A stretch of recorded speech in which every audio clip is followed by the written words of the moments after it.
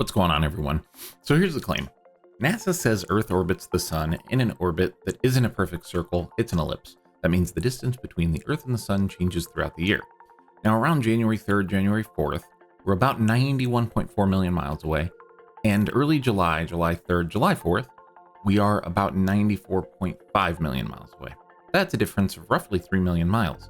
Should cause the sun to appear slightly smaller in the sky during July compared to January. Not by a lot, but enough to measure. So, we're going to test the claim. So I took these two photos of the sun. The first one I took January 3rd. Perihelion is like early January 4th, but I was doing a time-lapse thing, so I happen to have this picture when Earth is at the closest to the sun. The second one here, I took on June 27th, so that's yesterday for me. A few days before aphelion, when Earth is the farthest. Now, technically, aphelion is July 3rd this year, but I'll be traveling next week, and I don't know if I'll be able to take a picture of the sun around solar noon to get the exact shot that I would need. So today or yesterday happened to work best for me, and it's still close enough to make a really accurate measurement. I used the same gear both times, the Nikon P950 and the proper solar filter.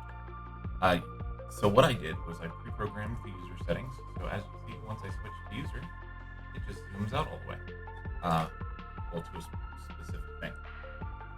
So I have all the settings here. It does change, or the ISO, I believe. The ISO changes, everything else stays pretty much the exact same. The solar filter, I don't know if the webcam will zoom in. It is the ND100,000. Focus there somewhere. Yeah, ND100,000. Looks like I had an audio issue there, but I'm not going to worry about fixing it. So we're going to show the properties of both of these pictures and put them side by side, right on top of theirs. Details. So I did shrink this, but these are still the original. This is still all the original data. You can compare the two. Taken about 15 minutes before solar noon. Taken about 5 minutes before solar noon. Like I said, time is the issue here. There was a version update of the camera between the two pictures. You can see here at the dimensions after I've shrunk them down. The DPI is the same, bit same. Here is all the camera information. For anybody that's curious, it did change the exposure time, it looks like, to 1/500, 1/800.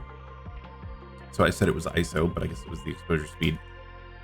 Everything else is the same. Focal length is the same. Aperture is the same. So you can kind of see here, these are taken the exact same. If anybody wants the EXIF data or whatever. So these are taken with the exact same settings.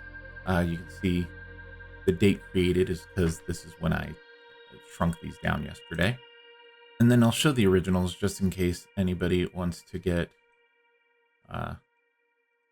interesting about it. So all the same things. Here's the original photo sizes, 4608, and then same thing down here.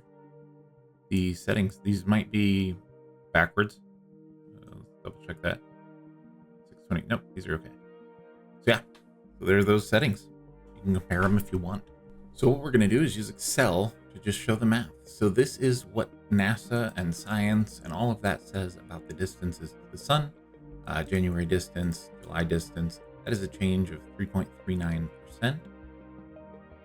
Then we're going to change that back to black. Here are my photos. I can't spell height apparently twice. I've messed that up. But my January photo, July photo, this is just the height of the pixels at a 3.61% change. And then this is NASA's claim versus my claim side by side. So we can see they're pretty close. Now there is a few things with like my measurements here that humans are fallible. So even like this picture is the perfect example. You can see the little black gap up there. That is pretty much because I'm trying to line up the edge of this picture with that. So essentially what we're doing is I have it open in Paint and I'm grabbing this and trying to line it up with where makes sense here. Now I can zoom in a ton, and that's what I did. So we zoomed in a bunch and then tried to get these lined up, but you can kind of see just from here to here is multiple pixel difference. So super tight so you can see it. What that line difference there is 1 pixel, which would change our percentage. So as a fallible human, these aren't perfect measurements here. So what does this prove? It proves the sun does change size over the course of a year, exactly as science predicts and tells us. That small shift confirms Earth's elliptical orbit using nothing but a camera, a solar filter, and very basic math. No CGI, no NASA was even involved in this observation, just a real-world test anyone can do. All the photo data, equipment details, and pixel measurements I used are in the video right here. You've watched the full breakdown.